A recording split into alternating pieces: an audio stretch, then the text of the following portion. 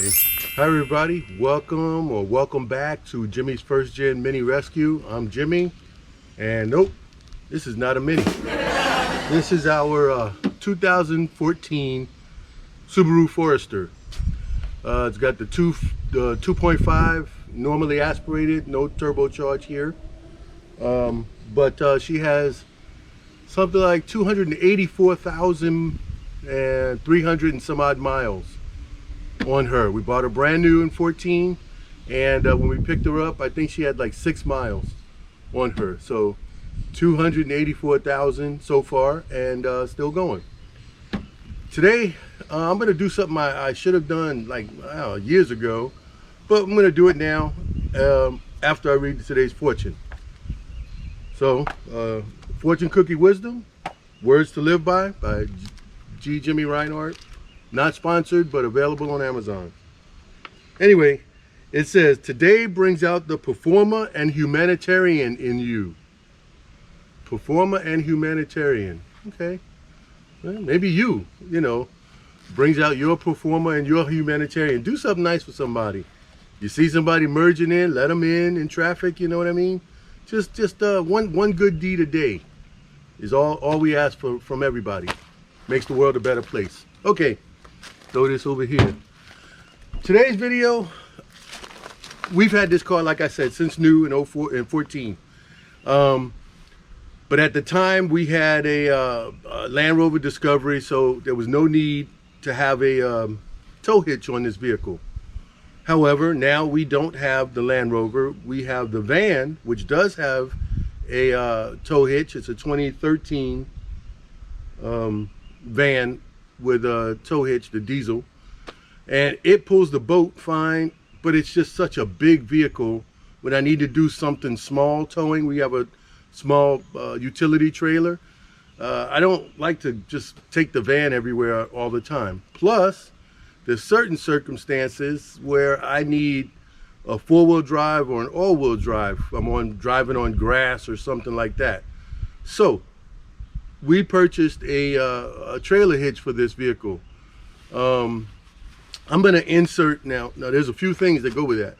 When it came, I ordered it through the company. It came, the box was kind of tore up. I'm gonna put some pictures in here of what the box looked like when we got it a few days ago. But all of the parts were there. I wasn't concerned about the tow hitch being damaged because, you know, it's a beefy piece of metal, but I did order the electrical connection to go with it, as well as I wanted to make sure none of the hardware was missing. Now, having said that, the box was tore up, the hardware was in a plastic bag, sealed, like a vacuum sealed plastic bag, and it was wrapped like with saran wrap wrapping all around the tow hitch, where I could not take it off by hand. I had to use a knife to cut the plastic wrap. So it was well wrapped. The hardware was going nowhere. The box could have been broke wide open and it was going nowhere. The other thing that we ordered with the tow hitch was this electrical connection kit that's specifically for the 14 Forester. It could also work with Outbacks, or it could also work with the Crosstreks. I don't know. I just put in 2014 Forester, and this was the electrical connection kit that they gave me. I looked at a couple of instructions. I have instructions there. However, it's fairly simple because Subaru kind of made it easy. They put a plug connector in the wiring harness already, so all you have to do is access that plug connector, use the kit, connect the plug, run the wire, and you should have the 4-pin trailer harness. So let me show you where that is, and I'm going to do the electrical part first because I don't want to get dirty and then have to do the inside work, because she's got like light colored panels in the back, so I don't want my grubby dirty hands on that. So I'm going to do the electrical connections first, and then maybe today, maybe tomorrow, because it is hot. We're in the heat. Everybody's been experiencing heat for the past few days. Be careful, be safe, hydrate yourself. I'm wearing this long sleeve shirt, but it's UV protected, so yeah, that's why I got it. I'm in the shade, so you probably could see that. I got a sun hat on, although I waited for afternoon when I knew I was going to be in the shade. Anyway, let's open it up, take the stuff out of the back of the car, and get started.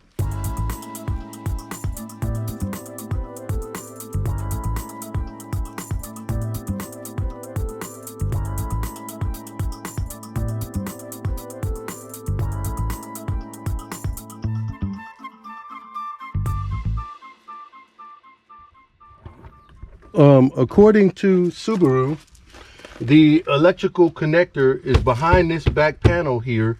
So this is our just the extra goes to our dash cam up front, and this part goes to a USB charger that for the back seats. So I can just move this out of the way for now. I'm going to take this mat out.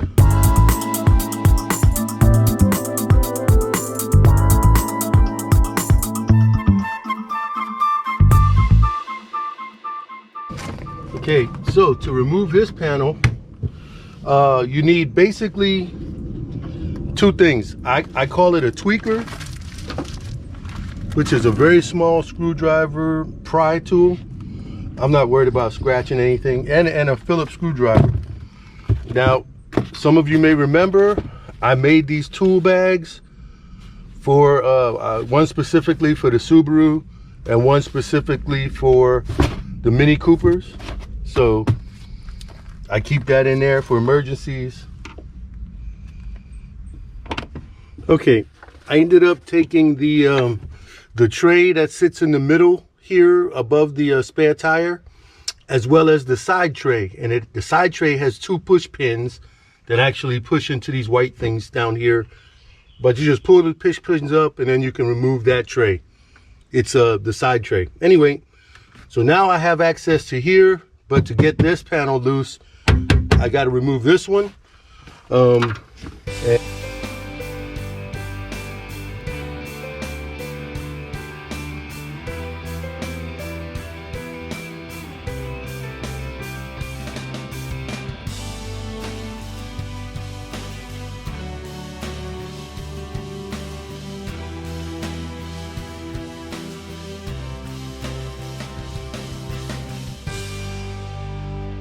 Take a look.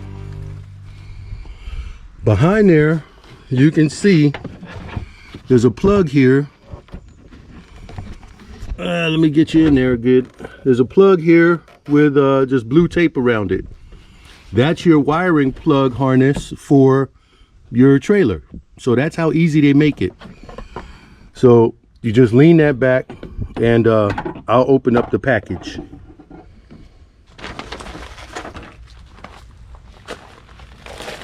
Okay, let me take this hat. I've got the back panel peeled back, and the connection is exposed. I have the instructions here for the wiring kit that I've got, and it came with some some fusible links if you need them, or not links, but a butt connector if you want them and need them. You know, zip ties, things like that. It's in the kit. The kit contains the little box. I don't know what it's called, but it's just a little wiring harness box. Of course, this is the fuse holder here.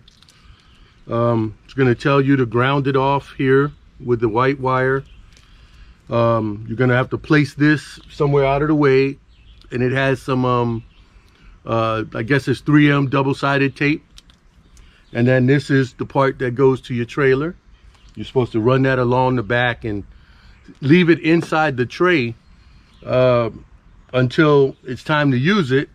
And then you pull it out, lay it flat, and you can close the hatch. You won't damage the wiring. Some people run it through. There's a hole underneath your spare tire, there's a plug. Some people take the plug out, put a grommet around it, and run the wiring through that if they want to have a permanent mount on their hitch.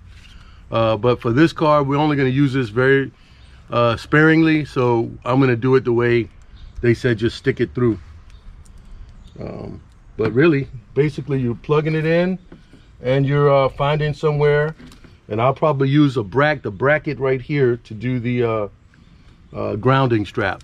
So, but I'll see what the instructions say to do with the grounding strap, and that's what we'll do. Oh, what I didn't say, I forgot. In the instructions, it tells you that it is good for Subaru Ascent, Forester Crosstrek, the Crosstrek Hybrid, and also the XV Crosstrek Hybrid. Oh, sorry, the Crosstrek excluding hybrid, and the XV Crosstrek excluding the hybrid. So apparently, don't use it on the hybrid, this kit. Maybe there's a different kit for the hybrid model. But yeah, so excluding the hybrid. There you go. So it tells you, shows you in pictures how to get to everything, and how to plug it up and all of that stuff. So I'm going to see where they say to put the grounding strap, and I'll be right back. Okay, it tells you to take the blue tape, which I did, off of the connector. You need to do that so that the locking pin is available, because if not, you would clip the thing on and you wouldn't be able to lock it in place. So just remove that. The grounding strap, there's a bracket here that's 10mm bolt.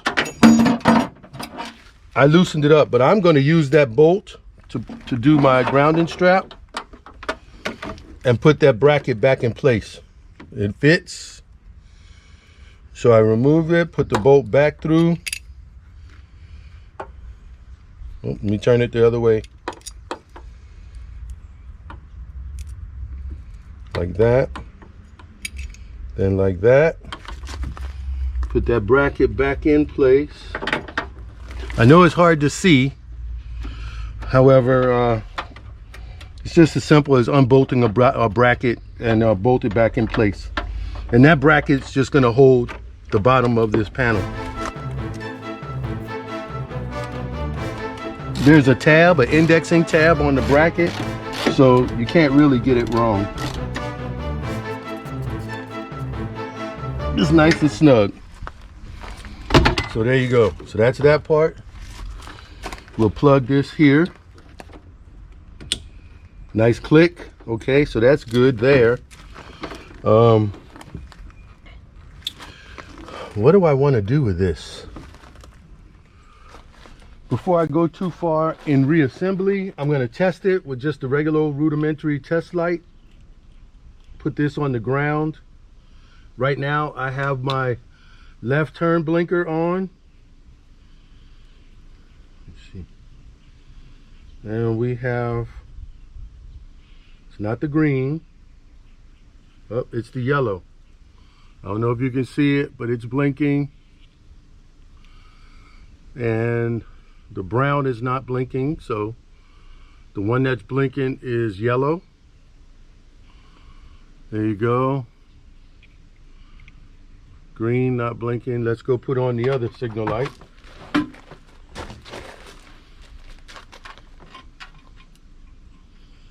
Now we have it set up for right hand turn. Let's start with the yellow. It's not blinking. Let's go with brown. It's not blinking. Green, it's blinking. So we know green is the right hand turn, yellow is left hand turn, which are also brakes in this car or for this 4-pin setup. And let's just go with no signal lights and just the running lights. So with just the running lights on, it should be the brown. So again, no lights there on the turn signal right, no lights on turn signal left, solid on the brown, which are the trailer lights. So the plug works, the wire works, everything works. Okay, so let's turn the key off, mount that permanent, and then reassemble. Okay, I found a suitable spot to put it for me, so I'm putting the double-sided tape on right now. I cleaned it with some glass cleaner.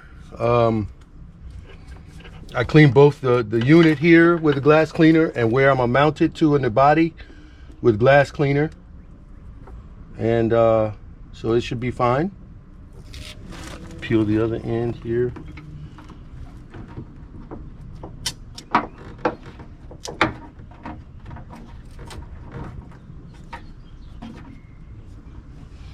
Underneath this bracket here and everything, going underneath it, there's a lip under there. Nothing goes under there, nothing fits there, so that's the perfect spot for it. The wires will be out of the way. Is there a hole that I can...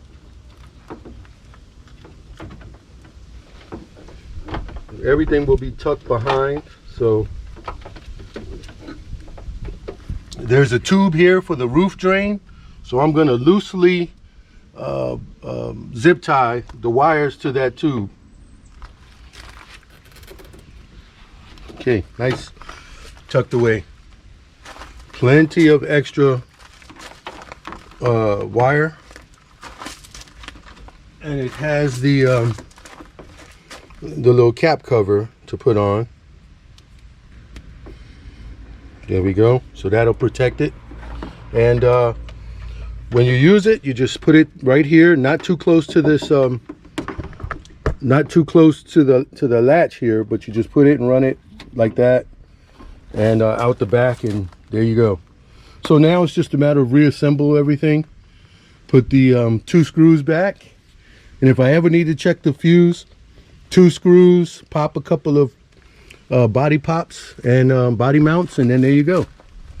So let me start the reassembly. There's 3 white push pins that need to go in place, but it's also got lined up things where you can just line it up, push it in place, and you're good to go. Just match your body lines and it should push right in place. And then it's just a matter of putting the trim back on and the trays that you have there and everything else. So let's get that started.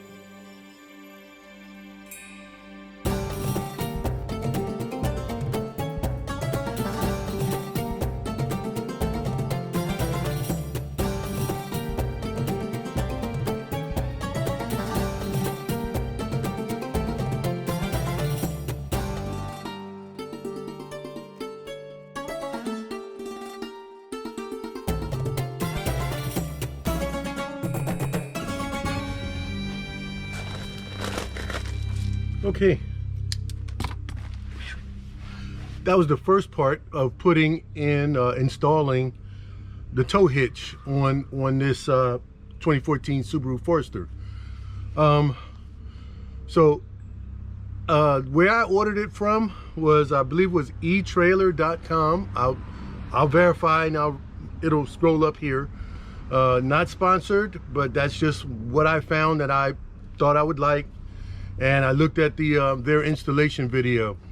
The second half of this video, I'm gonna have to put the car on not jack stands, but the ramps that I have, and that might be a long process to do on the car. So what I think I'm gonna do is save that for another day. Yeah, because I don't know, we've had a thing in the family, and I don't know what, you know, I might be leaving sometime today or tomorrow, I don't know. So I don't want to get halfway into the project and have to cut it off or rush or whatever. So I'm gonna wait till I find out more information about what's going on. We had a death in the family, so we'll just say that. So I'm gonna wait until I find out what's going on before I start the second half. But I knew this first half is not hard. 2 screws, one there for the lockdown here, which is also a 10 millimeter. So if your screwdriver, your Phillips doesn't have enough torque, just use a 10 millimeter. The other screw is where you carry your grocery bags. There's a little hook right there. That's definitely Phillips, and it's very easy. And then you just pop the panels. But you got to do the bottom panel first and then pop the side. When you're putting them back, just make sure your rubber gasket here is on the outside. So you can either do like I do with a finger, take a finger and roll it around, or you can use a punch, like a very thick punch that's not sharp. You don't want to cut it. Or you can use a Phillips screwdriver and just be sure to use the round barrel of it, or even a flat tip, but Phillips works better, or cross tip if you're technical or whatever. Anyway, so that's it for the first half. I'm going to wrap this up. So this is part of the Subaru series. So if you're looking for mini, you know, come back a little bit later. We'll have more mini stuff. Believe me, I got a lot more mini projects to do. And I was contacted by another viewer who lives in my state, but not so far, not so close. She's having issues with her her convertible top as well. I believe hers is a 05 6-speed Cooper S. But I know her rear window regulator. She looked at that video. Her husband, he's busy. He's a construction guy. He's busy, and so I may go up and assist her with her car versus what she didn't go to a dealer, but she went to an independent shop, and the quotes that she's gotten, well, whatever. So anyway, that's another story. We'll see what happens in the near future here, but yeah. So anyway, that's it. I'm gonna wrap this one up. For those of you Subaru series, here you go. You can put a trailer hitch on it. Like I said, the wiring came for the Ascent, the Crosstreks that are not hybrids. Sorry, Selena, my little sister has a hybrid Crosstrek. But the regular Crosstreks, the Foresters, and I think it even said the Outbacks. So the same wiring harness, and that's a good deal that Subaru pre-wired that. I mean, that's smart. Not all car companies do that kind of thing. I bought the on the van we ordered the tow package because we knew that was going to be our tow package or tow vehicle for the boat.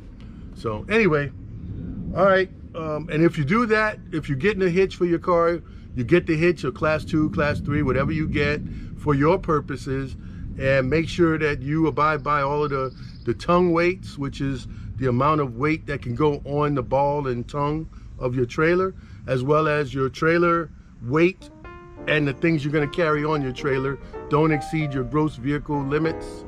I'm not going to tell the limits on this car. I looked them up. I know them. I'm well under for what we plan to do with this Subaru.